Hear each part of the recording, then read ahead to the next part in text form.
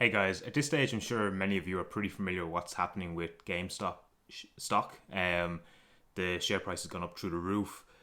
What I want to do is break down the five key reasons or the five key components that's contributing to the share price rally, and why it might contribute to a fall pretty soon from kind of today onwards. And I'm not predicting that, but I'll give you the reasons as to why it could happen. Many of you will be familiar with some of the key terms here in terms of short squeeze and things like that, but I'll actually introduce some other interesting things that you may not be aware of. So there's five key points and I'm going to go through each one. Some of them, again, you'll be familiar with, some not. So first of all, GameStop was priced at around $2.80 in April 2020, so less than a year ago, okay?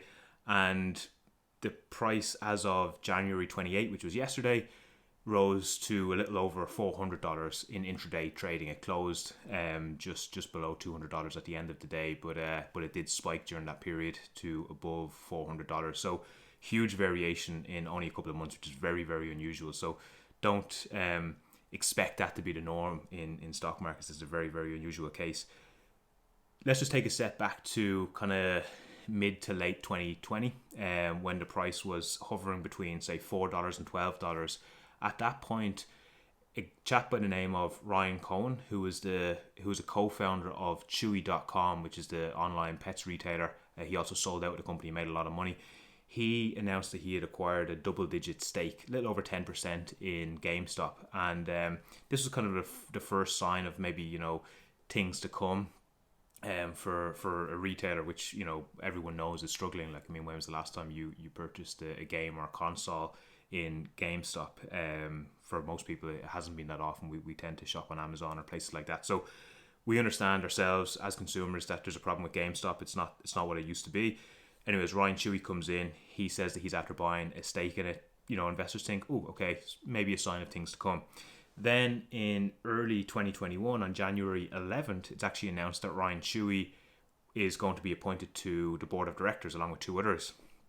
At this point, the price is at $20. So price has risen quite a bit over those couple of months, which in and of itself is pretty impressive. So that's kind of point number one. The catalyst was a really, really well acclaimed person in the online retailing space becomes involved in the business.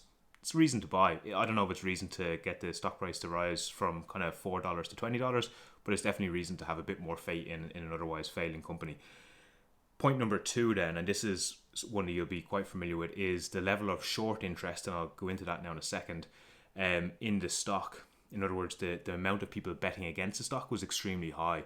The short interest in the stock was actually over 100% of the available shares, and I'll explain in a second how that can be the case. But that made it a prime target for a subreddit, which we all now know, called WallStreetBets. And in WallStreetBets, this is typically a harmless kind of place that people talk as much about their losses as they do about their gains. It started to build a bit of momentum, and as a stock that maybe they could kind of short squeeze and earn a bit of upside from that. Just to give people a little bit of a kind of refresher on what a short position is. A short position just means you're betting against the stock. You're going to, so let's say Sarah owns shares in GameStop, and she's obviously owns those shares because she thinks the price is going to rise over time. I think the opposite. I think it's going to fall. So I will go to Sarah's broker or custodian, whoever actually holds the shares for her, and I'll say, hey, can I borrow those? I'm going to sell them now today at this 20 quid level, and I will buy them back in maybe a couple of weeks' time at what I think is a lower level, and I'll kind of bank the difference in the price, and Sarah will be none the wiser. So that's a typical short position. The most you can ever earn on a short position is the price of the share. So again, if you're take on a short position at a price of $20, the most you can earn is $20 less the fees and so forth. So it's not an infinite amount of money that you can make. Whereas if you take a long position and the price does like what Amazon or Tesla does, you can make a lot of money, a lot more money, put it that way. So that was point number two. There was huge short interest in the stock, and that got the eyes of a subreddit called WallStreetBets.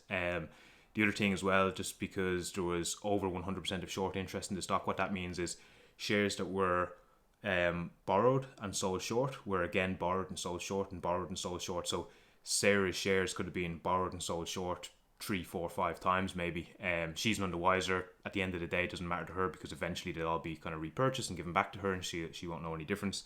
But that's how it can be over 100%, which is quite unusual, and whether that should be allowed or not, I don't know. Then we fast forward from January 11th to January 19th, and at this point the price had risen to $40 a share. Now remember, there's quite a bit of positivity around the stock at this point, not only because of the hype around the short squeeze, but also because of Ryan Cohen getting involved. So it's kind of within the realms of normality. Like, it's a bit unusual, but definitely within the realms of normality by January 19th. That was a Tuesday, and on that day, a guy by the name of Andrew Left, who owns a research company, or actually a hedge fund called Citron Research, put out a tweet and a video talking down the stock, saying, hey, these are 5 reasons why the stock's going to fall back to 20. And of course, lo and behold, he had a short position. It's what's called talking your book. It's like, the ultimate way of kind of getting people to jump on kind of your ship and support your trade. So that's what he did.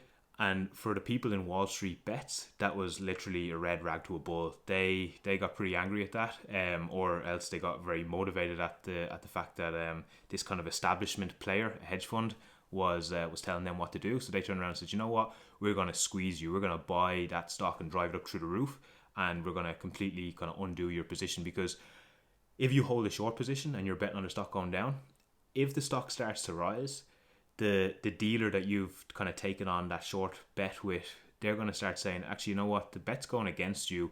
We need you to kind of put up more money for that, or we need you to buy some stock to kind of hedge your position, just so that you don't go bankrupt as a result of this. Because keep in mind, if you take a short position at a stock at 20 and it goes to 1,000, you could bankrupt yourself.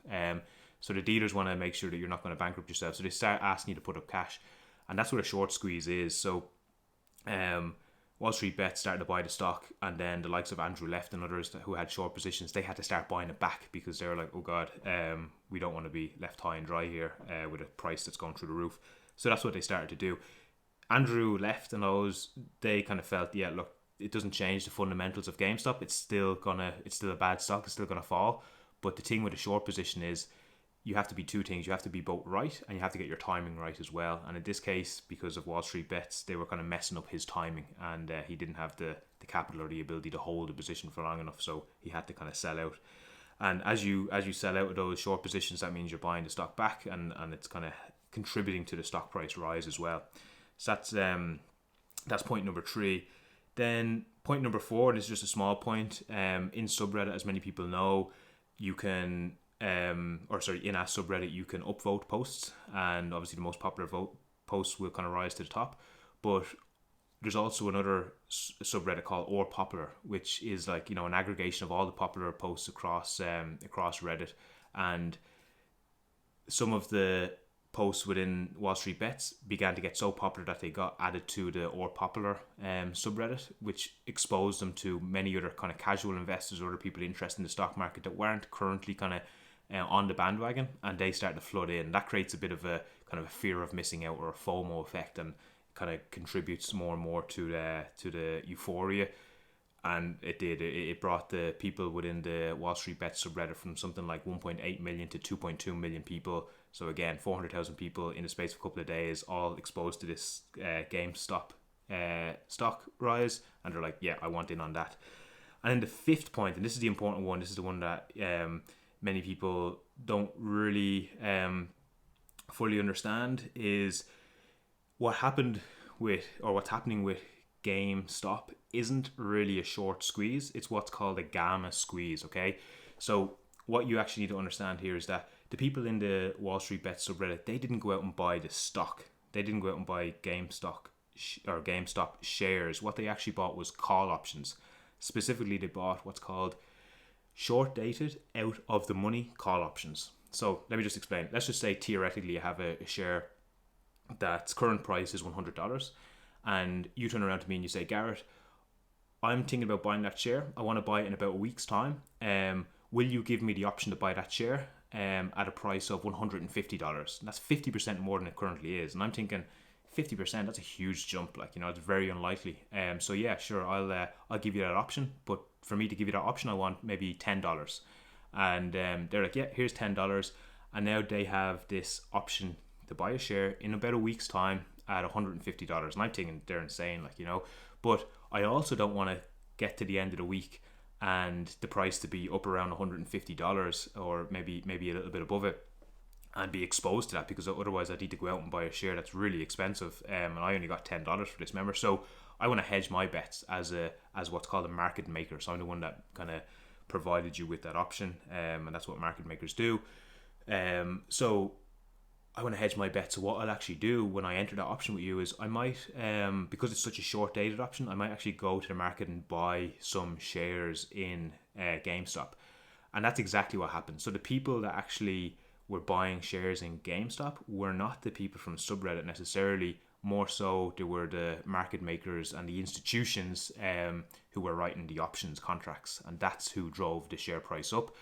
Now, the thing about options is options expire, and the expiry for the current week's options is in GameStop is today, which is part of the reason why you've seen a massive drop in the share price of GameStop on Thursday, and you would expect to probably see a similar drop again today. I'm not predicting that, but it could happen.